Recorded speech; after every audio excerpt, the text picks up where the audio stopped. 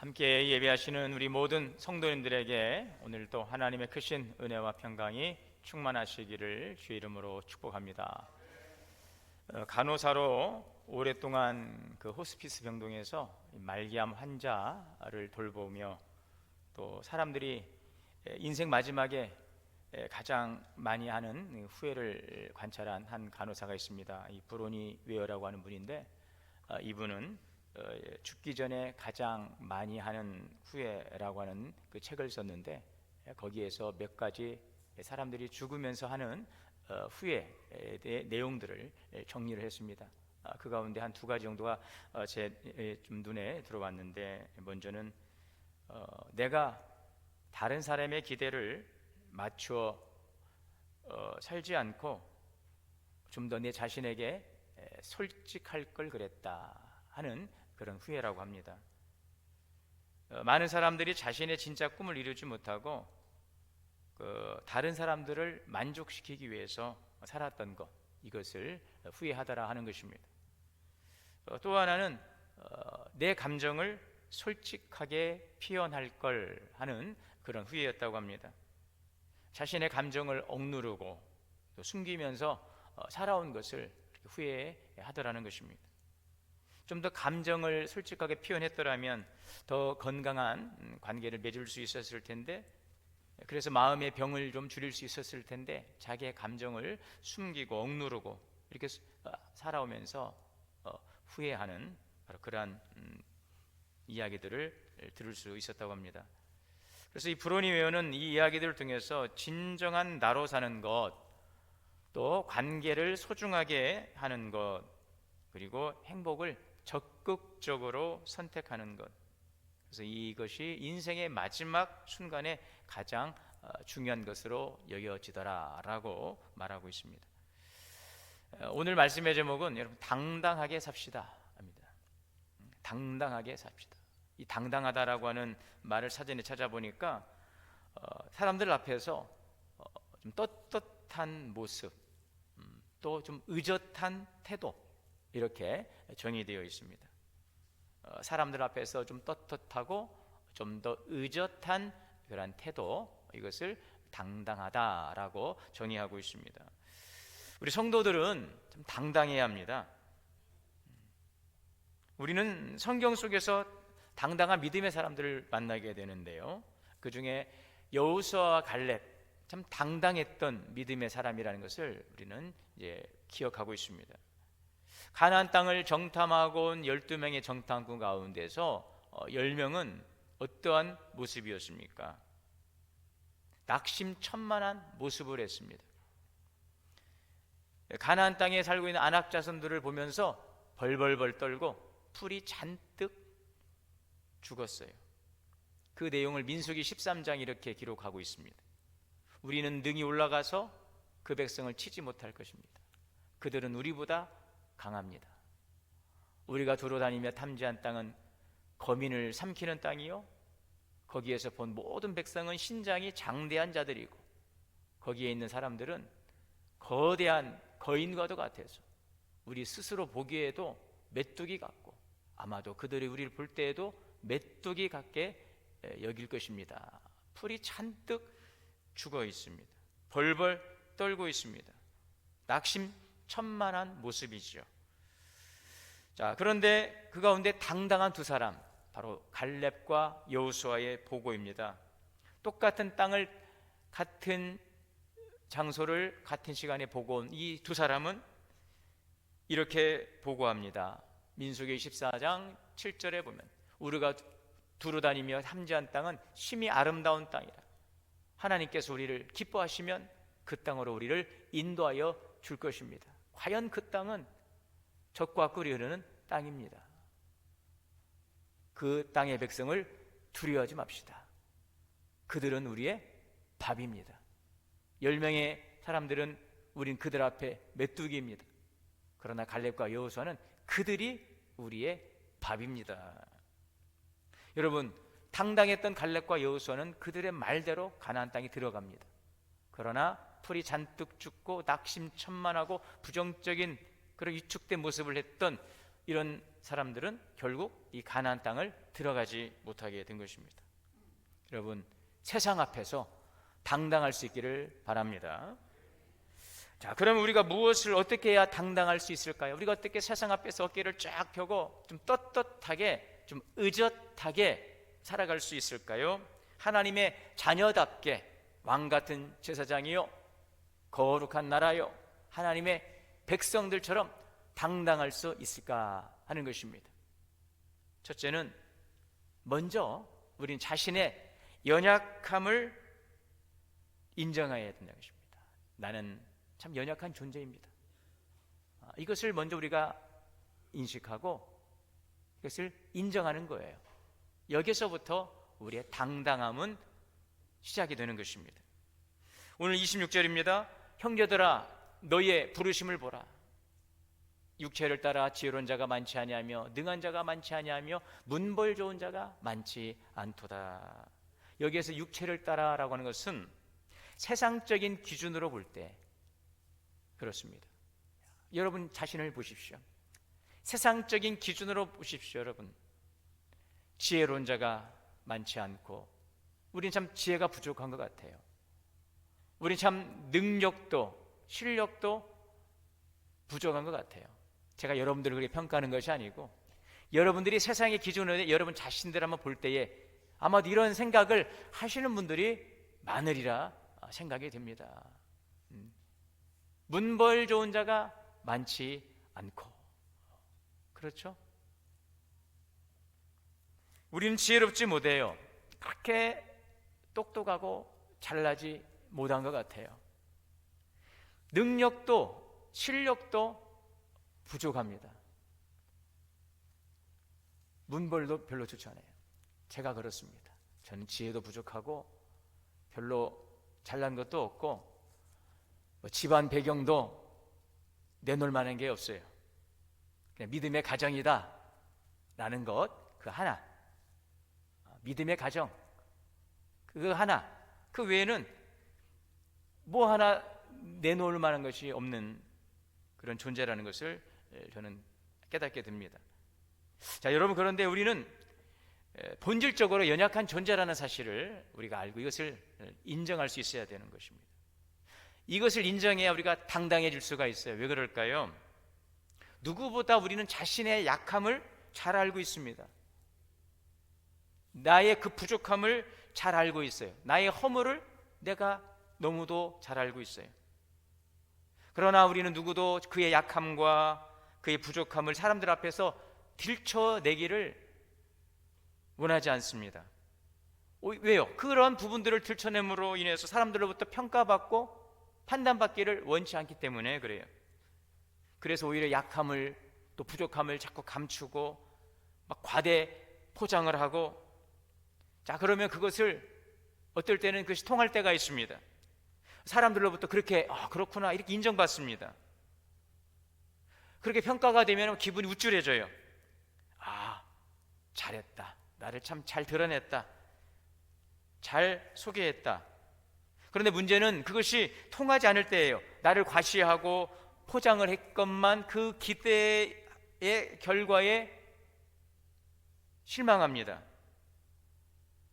내가 기대했던 그 평가나 사람들로부터의 그런 인정을 받지 못하면 우리가 주눅이 들고 초라해져요. 자신감도 상실이 됩니다. 그러다 보니까 매번 사람들의 이 시선과 평가에 민감할 수밖에 없어요. 그래서 항상 자기 방어를 하면서 긴장하고 피곤하게 생활합니다. 자, 그런데 자신의 있는 모습을 그대로 보여줍니다. 그냥 아는 척하지 않고, 그냥 있는 척하지 않고, 강한 척하지 않습니다. 나에 대한 평가를 굳이 막 꾸미고 과대 포장해서 하려 하지 않고, 그냥 그걸로 사람들로부터 인정받으려 하지 않고 그냥 있는 모습을 사람들에게 그대로 오픈하는 거예요. 나의 약함을 인정하는 것입니다. 나는 완벽하지 않습니다. 나는 넘어지기도 하고 나는 실수도 합니다. 나는 여러분의 도움이 필요합니다. 도와주세요. 이렇게 인정하고 들어가는 거예요.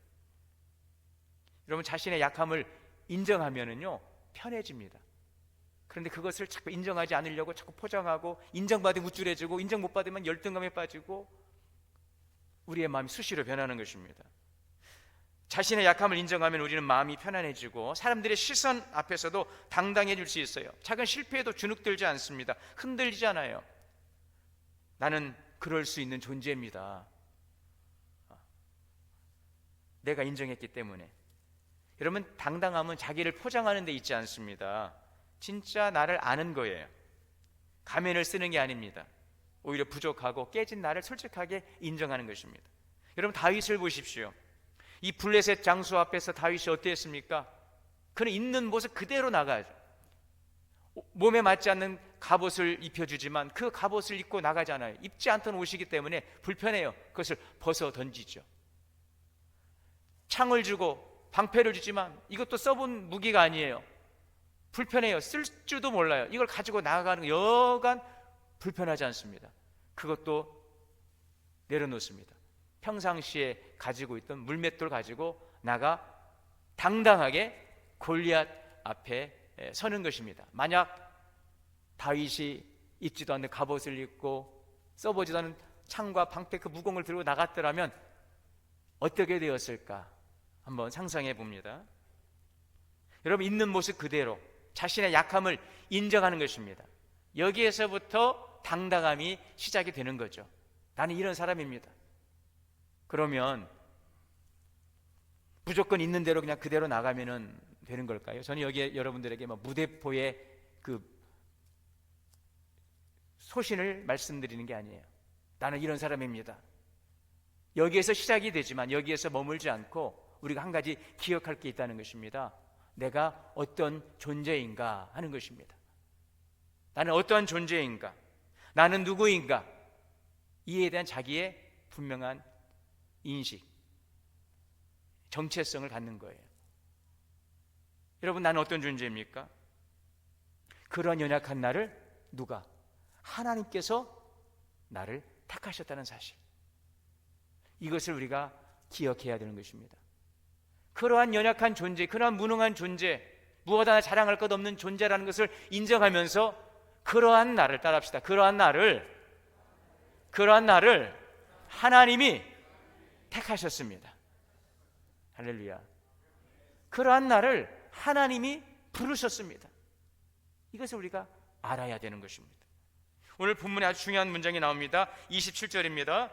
그러나 나는 이렇게 연약하고 부족하지만, 미련하고 어리석지만, 그러나 하나님께서 이 세상에 미련한 나를 택하셔서 저 지혜에 있는 사람들을 부끄럽게 하려 하시고, 세상에 누구보다 약한 나를 택하셔서 누구보다 강한 자들을 부끄럽게 하시고, 세상에 참 천한, 참 멸시받는, 인정받지 못하는 나를 택하사 하나님께서 나를 존귀한 자가 되게 하셨습니다.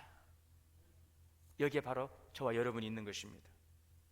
여러분, 예수님 주위로 모여든 사람들을 보십시오. 그들은 하나같이 연약한 자들이었어요. 마태복음 4장 24절에 보면 예수님을 따랐던 사람들입니다. 모든 앓는 자, 각색병과 고통에 걸리고 귀신 들리고 간질하고 중풍병자, 말할 수 없는 질병으로 고통하는 사람들, 또 사람들로부터 손가락질 받던 죄인들, 이런 자들, 그들의 벗이 되어 주신 것입니다. 그런 자들을 주님이 부르신 것입니다. 여러분, 하나님은 세상에서 미련하게 그지없는 나를 택하셨어요. 세상에서 이렇게 연약한 나를 택하셨어요. 천하고 사람들로부터 인정받지 못하고 관심조차 없는 그런 나를 내가 복중에서 지어지기 전에 내가 너를 알았고, 내가 너를 지었고, 내가 너를 있게 했다. 할렐루야. 왜 이런 자를 택하셨을까요? 왜 이런 나를 부르셨을까요? 29절입니다. 이는 아무 육체라도 하나님 앞에서 자랑하지 못하게 하려 하심이라. 이 말씀이 무슨 뜻입니까? 세상적인 기준으로 볼 때 부족한 것이 여러분 없다면 우리는 하나님보다 자기를 더욱 자랑하며 살 것입니다. 오늘 나의 나 된 것은 나의 이러한 잘남이라고 우리는 자신하며 교만하게 살 것입니다. 하나님을 찾지 않습니다. 의지하지 않습니다. 하나님을 의식하지 않습니다. 정말 우리는 그런 존재예요. 뭔가 부족한 것이 없고 아쉬운 것이 없으면 우리는 하나님을 잊어버립니다. 찾지 않습니다. 이것이 일반적인 어리석은 인간의 모습인 것입니다. 종교개혁가 칼빈은 왜 하나님은 우리에게 기도하라고 하시는가, 왜 부르짖으라고 하시는가, 이 질문에 이렇게 말했어요. 모든 좋은 것이 하나님으로부터 온다는 것을 가르쳐 주시기 위함이라.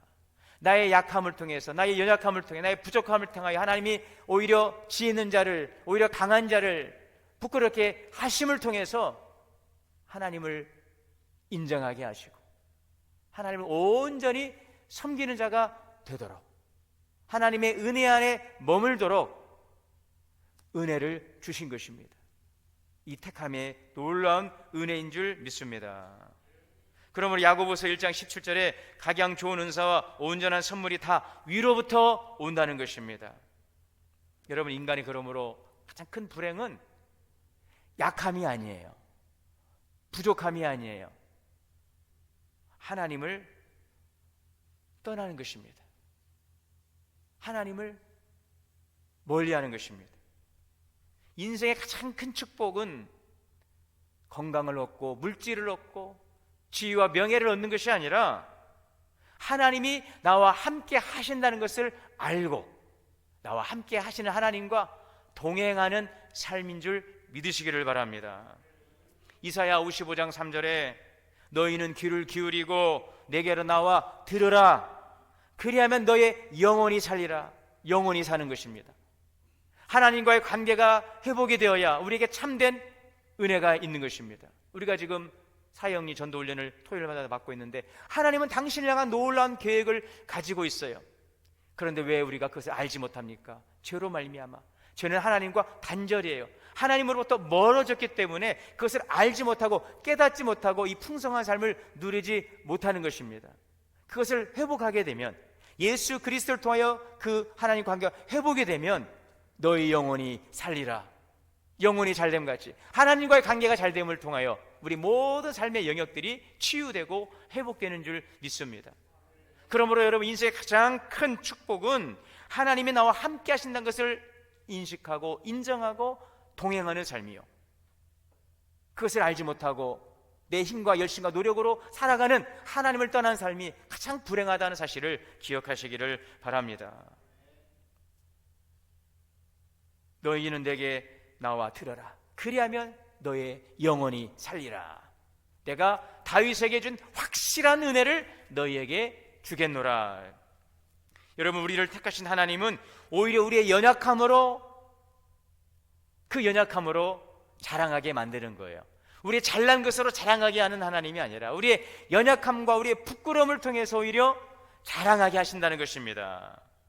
고린도전서 1장 27절을 다시 보시면 하나님께서 세상의 미련한 것들을 택하사 지혜 있는 사람들을 부끄럽게 하시고 세상에 약하되 약한 나를 택하사 강한 사람들을 부끄럽게 하시고 세상에 천한 것들 멸시받는 나를 택하사 있는 자들을 패한다 하시는 것입니다.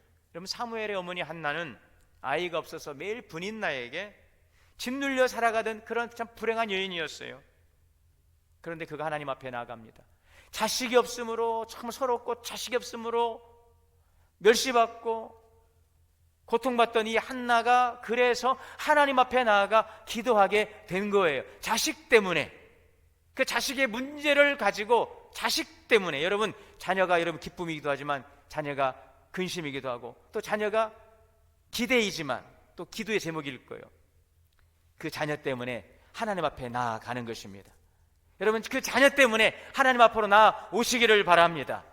그래서 그 자녀 때문에 내 영혼이 살아나고 하나님의 확실한 은혜를 경험하고 그 은혜 아래 살아가는 자식으로 인해 여러분이 복되시기를 주의 이름으로 축원합니다.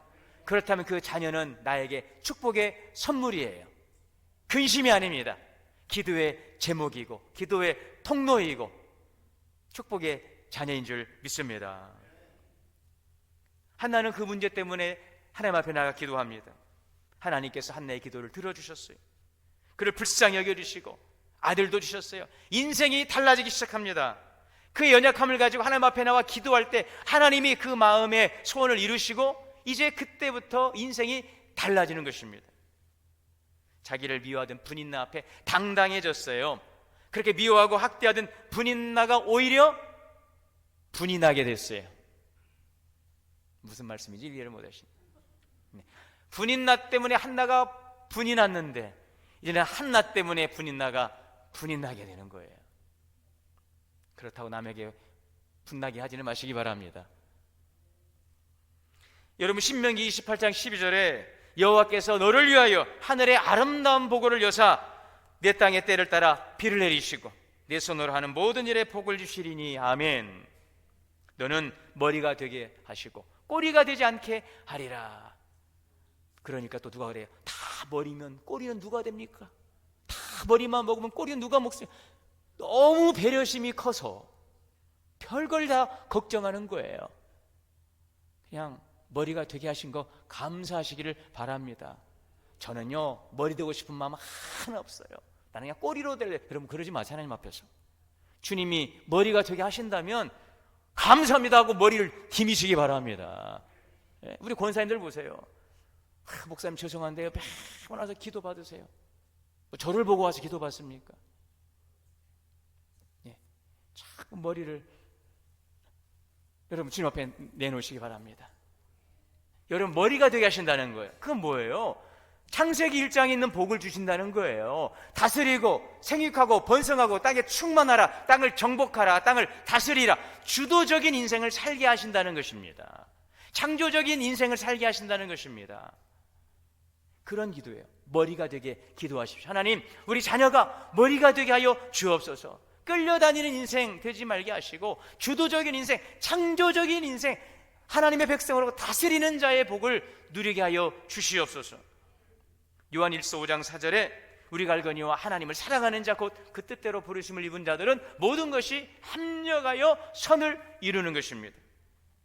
고린도후서 12장 9절에 나에게 이르시기를 내 은혜가 내게 족하도다. 이는 내 능력이 약한 데서, 여러분 우리의 약한 데서 우리의 능력이 온전하여 진다는 것입니다. 도리어 크게 기뻐한다는 거예요. 우리 찬양처럼 근심이 변해서 찬송이 되게 하시는 것입니다. 우리의 약함이 오히려 큰 기쁨이 되게 하시고 우리의 약함을 통해 하나님의 영광을 나타내게 하심이라. 여러분, 나는 연약한 존재예요. 그것을 인정하세요. 꾸미지 마시고 그것을 인정하시고 주님 앞에 고백하세요. 주님께 고백하는 거예요. 뭐 사람들 앞에 나는 이런 사람입니다, 나는 이렇게 약한 사람입니다. 아니, 하나님 앞에서 주님, 나는 연약한 존재예요. 나는 무능한 존재예요. 주님 앞에 인정하세요. 그럼 주님이 그런 너를 내가 사랑해, 그런 너를 내가 택해서 지금 이곳에 있어, 난 너의 약함을 쓸 거야, 내 그 어리석음이 하나님의 지혜가 되게 할 거야.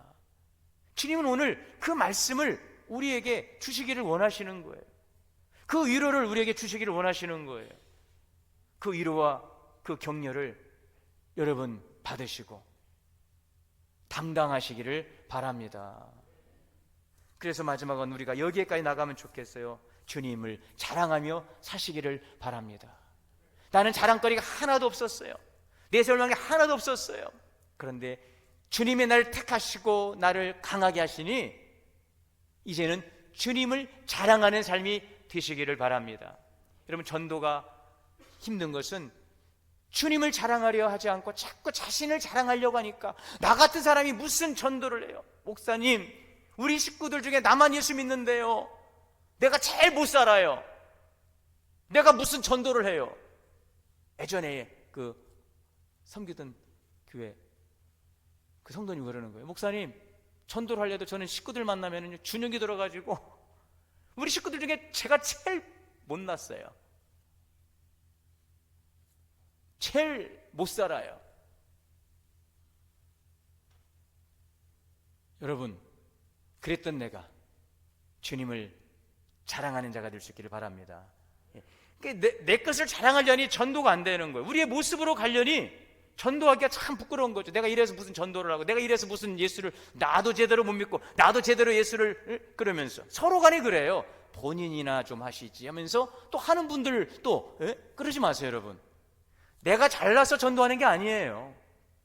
내가 행실이 똑바라서 완벽해서 전도하는 게, 저는 뭐 여기에 뭐 완벽해서 설교합니까? 그래서 보혈의 은혜를 입고 성령의 위로와 은혜를 입고 나아가는 것입니다. 주님을 자랑하시기를 바랍니다. 주님을 자랑하며 사는 인생이 될 수 있기를 축복합니다. 자, 30절입니다. 너희는 하나님으로부터 나서 그리스도 예수 안에 있고 예수는 하나님으로부터 나와서 우리에게 지혜와 의로움과 거룩함과 구원함이 되셨느니라. 여러분, 주님은 우리의 지혜가 되십니다. 주님은 우리를 의롭게 하셨어요. 우리를 거룩하게 구별해 주셨어요. 우리의 구원이 되어 주신 것입니다.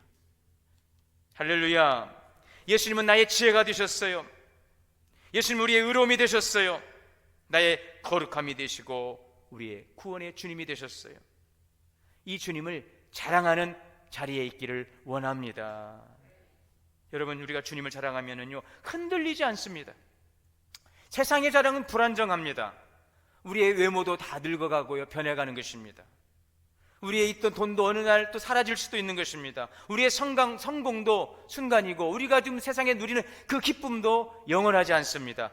그것을 붙들면 우리는 참 허무한 존재라는 것을 깨닫게 되는 것입니다. 그러나 영원하신 분, 변하지 않는 분, 주님이십니다. 히브리서 13장 8절에 예수 그리스도는 어제나 오늘이나 영원토록 동일하시니라. 그 주님을, 그 부활의 주님을 우리가 만나게 되시기를 주의 이름으로 축원합니다. 지금 부활절 오늘 몇째 주일입니까 여러분? 부활절 둘째 주일이에요. 그 부활의 주님을 다시 경험하는 은혜, 나의 지혜가 되신 주님을 만나시기를 바랍니다. 여러분, 주님을 자랑하면은 비교의식에서 벗어나는 거예요. 열등의식에서 벗어나는 거예요. 내 안에 주님을 여러분들을 자랑하십시오. 내 안에 주님을 자랑할 수 있는 자랑거리를 여러분들이 찾으십시오. 여러분, 그렇게 자랑할 게 없어요.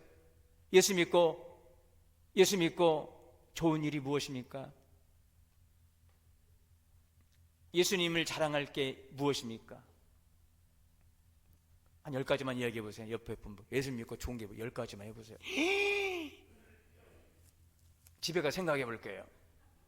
지금 하나 생각이 안 나요. 여러분, 내가 왜 예수를 믿어야 됩니까? 누가 전도해 예수 믿으세요. 왜 예수 믿어야 되는데? 그냥 믿으세요. 그러시겠습니까? 예수 믿고 보니 이러이러한 주님에 대한 자랑거리, 여러분 댁에 돌아가서 한번 예수님 자랑거리 한번 10가지 한번 생각해 보시기를 바랍니다. 우리가 예수님을 자랑하면 비교의식, 열등의식에서 벗어나는 거예요. 세상은 끊임없이 비교합니다. 그러나 주님은 자랑하는 사람은 남과 비교하지 않습니다. 나는 주님의 은혜로 오늘도 살아갑니다.